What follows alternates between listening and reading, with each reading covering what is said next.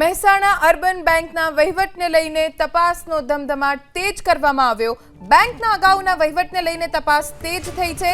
CEO Vinu પટેલની તપાસ એજન્સીઓએ પૂછપરછ કરી। સૂત્રો પાસેથી આ જાણકારી મળી છે। એ સાથે જ મળેલી જાણકારી મુજબ સંતોષકારક જવાબ નહીં મળે તો વિનુ પટેલ સામે કાર્યવાહી થઈ શકે છે। બેંક સાથે જોડાયેલા પૂર્વ દિગ્ગજો તપાસ એજન્સીની રડાર ઉપર છે। અગાઉ અપાયેલી લોન અને તેની રિકવરીને લઈને પણ તપાસ કરવામાં આવી રહી છે। કચ્છથી સમાચાર। ભચાઉમાં ખાનગી વીજ કંપનીની મનમાની સામે ખેડૂતોએ આક્રોશ ઠાલવ્યો। ભચાઉના વાડિયા ગામે જિલ્લાભરમાંથી મોટી સંખ્યામાં પહોંચ્યા ખેડૂતો। ખાનગી કંપની વળતર ચૂકવ્યા વિના જ વીજ ટાવર ઊભા કરતી હોવાનો આરોપ લગાવવામાં આવ્યો છે। ખાનગી કંપની વળતર ચૂકવ્યા વગર હેવી લાઇન ઊભી કરતી હોવાનો આરોપ ખેડૂતોએ લગાવ્યો। ખાનગી વીજ કંપનીની મનમાની સામે ખેડૂતો એકજૂટ થયા।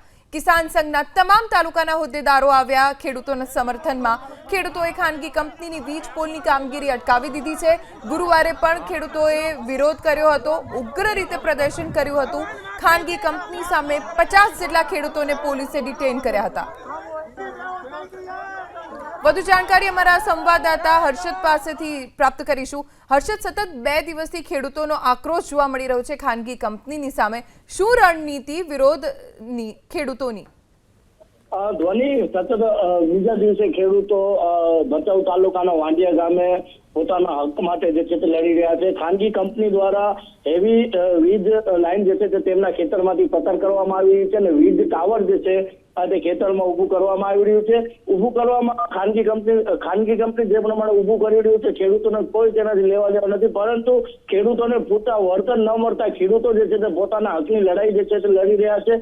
ગઈકાલે ખેડૂતો દ્વારા ઉગ્ર વિરોધ જે છે તે કરવામાં આવ્યો હતો, જેનામાં પોલીસ અને ખેડૂતો વચ્ચે ઘર્ષણ સર્જાતા 50 જેટલા ખેડૂતોને ડિટેન જે છે તે પોલીસે કર્યું હતું। આજે બીજો દિવસ ઘર્ષણનું સામે આવતા આજે કચ્છભરમાંથી મોટા પ્રમાણમાં ખેડૂતો જે છે તે ભચાઉના વાંડિયા ગામે પહોંચ્યા છે। ભારતીય કિસાન સંઘ પણ આ ખેડૂતોના વહારે જે છે તે આવી છે। જ્યાર સુધી વળતર નહીં આપવામાં આવે ખાનગી કંપની દ્વારા ત્યાર સુધી ખેડૂતો જે છે તે વિરોધ કરશે અને આગળની કામગીરી જે છે તે કરવામાં નહીં દે। જીતોની હર્ષદ, આભાર જાણકારી આપવા માટે।